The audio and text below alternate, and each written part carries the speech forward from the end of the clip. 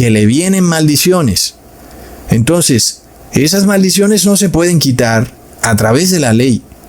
Y eso no quiere decir que la ley es mala.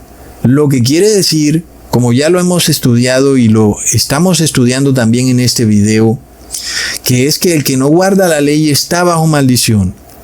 Pero luego, como la ley no puede redimirnos de esa maldición, entonces Jesús, que es la ley viviente, se hizo maldición para anular aquella maldición que pesaba sobre nuestras cabezas.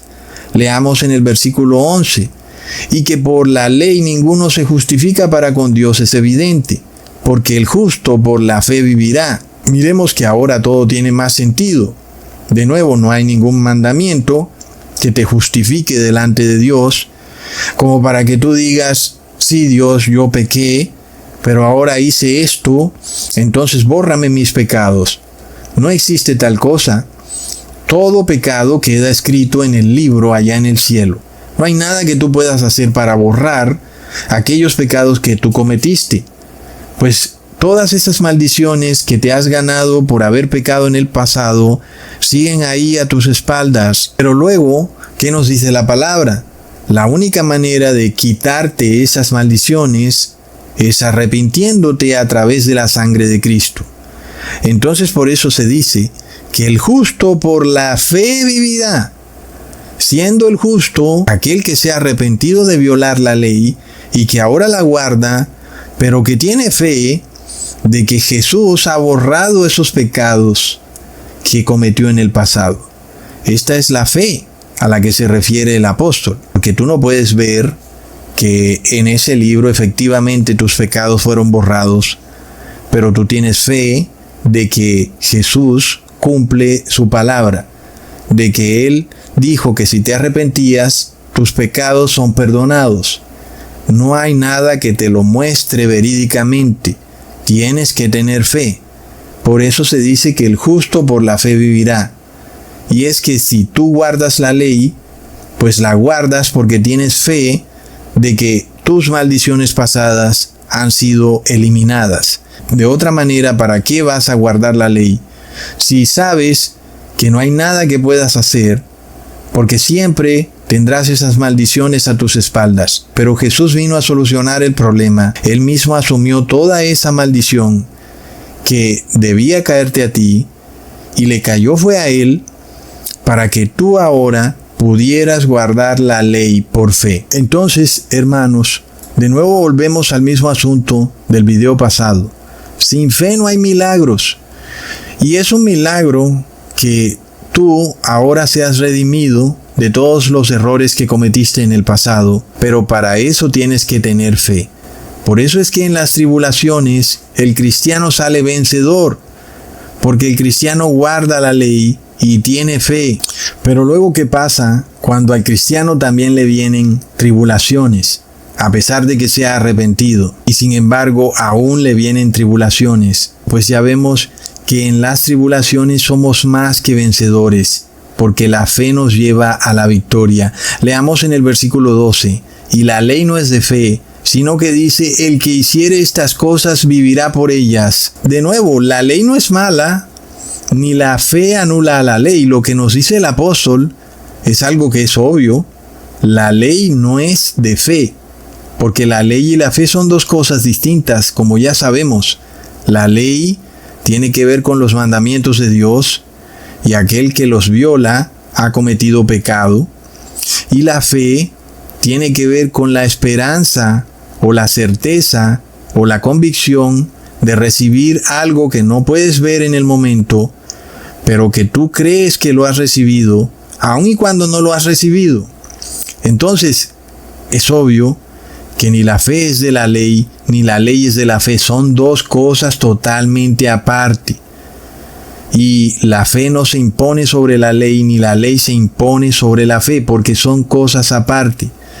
Entonces, el cristiano que guarda la ley, la guarda por fe, porque sabe que aunque no pueda ver que esos pecados han sido borrados del libro que está en el cielo, él lo cree por fe.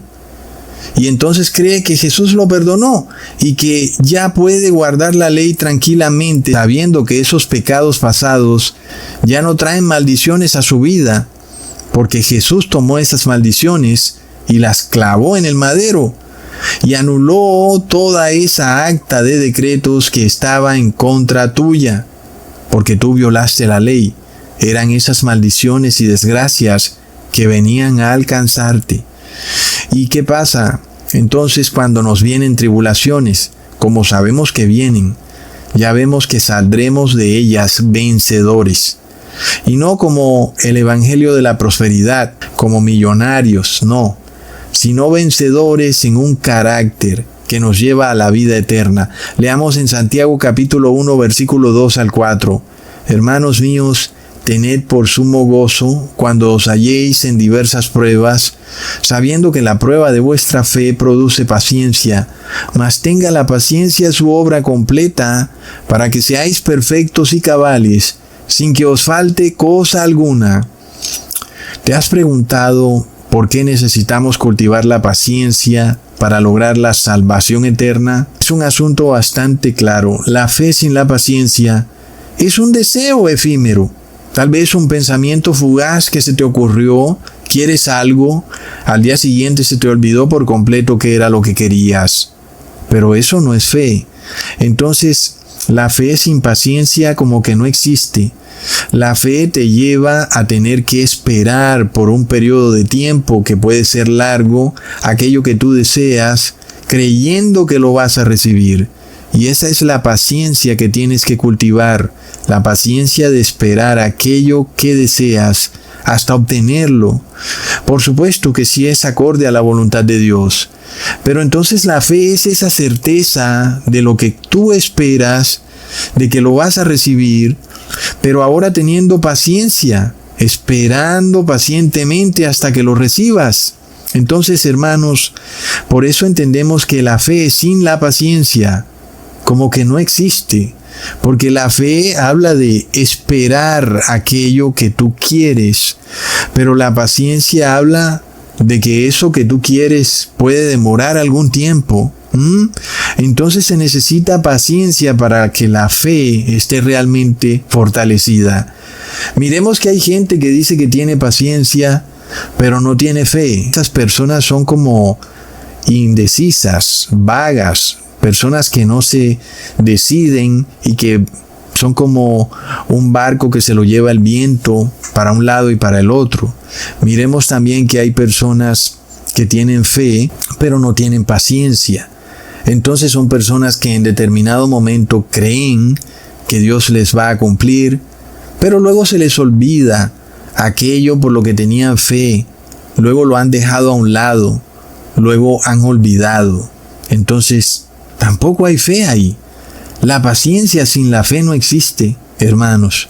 Y asimismo la paciencia sin la ley es como una anarquía. ¿Cómo pudiera ser eso posible? Una persona paciente, pero no guarda los mandamientos de Dios. Es una persona errática, en constante anarquía. Por eso el grupo que se salvará en los tiempos finales nos revela a personas que tienen paciencia. Leamos en Apocalipsis capítulo 14, versículo 12. Aquí está la paciencia de los santos, los que guardan los mandamientos de Dios y la fe de Jesús. Y es que se va a requerir paciencia, hermanos, porque alguien te dirá, llevas guardando la ley por tanto tiempo, mira, hace bastante tiempo ya que no comes carne animal, que no comes nada de queso, ni pollo, ni pescado, y Jesús nada que viene. ¿Qué pasa? Por tanto tiempo te has mortificado y mira, Jesús nada que viene. Pues ahí es donde está la paciencia de los santos, hermanos. Se requiere una paciencia. Y es a través de esa paciencia que demostramos nuestra fe y nuestra obediencia a Dios, lo que nos revela que la paciencia tampoco se logra en los buenos tiempos, pero sí se cultiva, ¿verdad?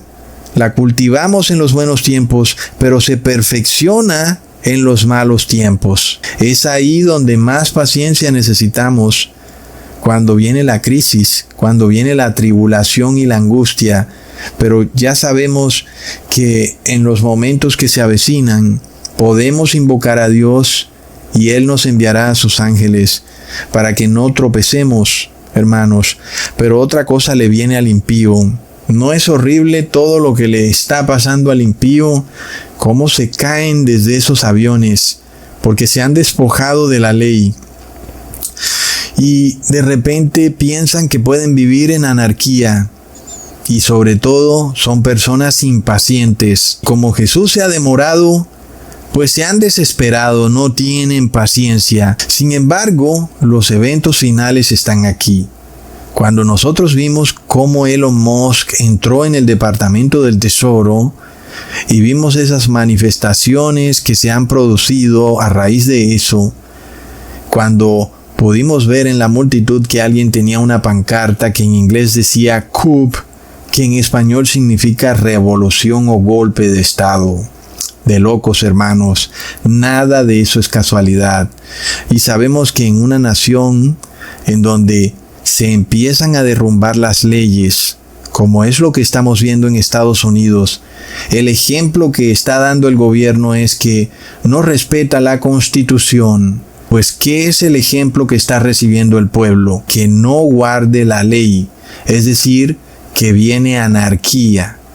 Y entonces en esa anarquía al impío le viene tribulación y angustia, porque de verdad que nadie quiere una revolución. ¿Cómo pudiéramos evitar que a estas personas les cayera la maldición? Es que no se puede, hermanos. Más y cuando ellos mismos derriban su propia ley. Lo vemos, es que todo está vinculado de una manera que se hace fácil ver hacia dónde va esto. Y va a un colapso, a una revolución terrible. Sea como sea que se decrete la marca de la bestia, nosotros sabemos que esa revolución se va a producir en Estados Unidos, porque se están mostrando las señales. Mucha gente va a morir, hermanos, y nosotros no le deseamos nada malo a nadie, y nos entristece ver que las personas sufran y mueran. Sobre todo porque también, inclusive, hay familiares que no se arrepienten, ¿verdad, hermanos? Es decir, que también son impíos. Y no quisiéramos que esos familiares sufrieran. Pero ellos no entienden lo que ocurre en el mundo espiritual. No entienden que al impío le viene tribulación y angustia. Y cuando clame a Dios, Dios no lo va a escuchar. Es algo realmente triste. Dios no escucha la oración del pecador soberbio. Y Dios no va a enviar a sus ángeles a que protejan a esos familiares. Inclusive, si tú le oras a Dios, Dios te va a decir, no, cada quien debe ser responsable por lo que ha hecho en la vida. Y aquel que le abrió portal a los demonios va a tener que lidiar con las maldiciones que le vienen. Y nosotros no quisiéramos que eso ocurriera. Pero es un principio espiritual bastante claro. El mundo espiritual domina al mundo físico. Y es un principio tan claro que esto se nos revela desde el principio de la creación. Es un espíritu el que crea algo físico. Jesús como espíritu creó la tierra, que es algo físico. Es decir, que la fe, que es algo que no puede verse, hace posible que aquello que no se podía ver se vuelva realidad. ¿Lo vemos? Son